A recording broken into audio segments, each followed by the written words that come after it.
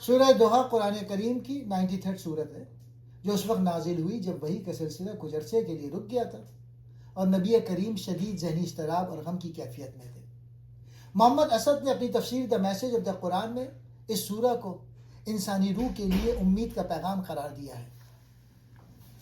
اللہ نے صبح کی روشنی اور رات کی سکون کی قسم کھا کر کہا، تمہارا رب تمہیں نہیں چھوڑا نہ ناراض ہے۔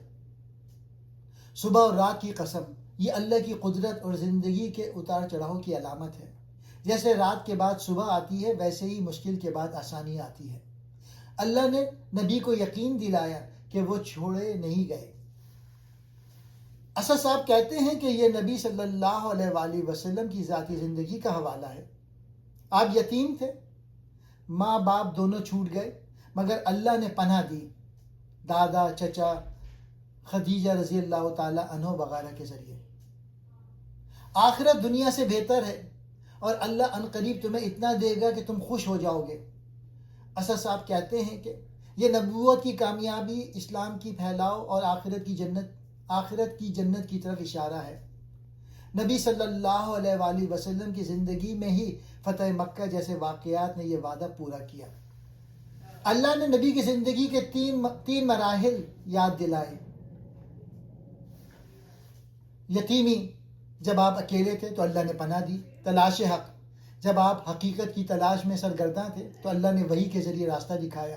تنگ دستی، جب آپ معاشی طور پہ کمزور تھے تو اللہ نے غنی کر دیا۔ محمد اسد کا نکتہ، وہ کہتے ہیں کہ ان یادوں کا مقصد یہ بتانا ہے کہ جس رب نے ماضی میں آپ کا ہاتھ تھاما، وہ حال اور مستقبل میں بھی آپ کو تنہا نہیں چھوڑے گا۔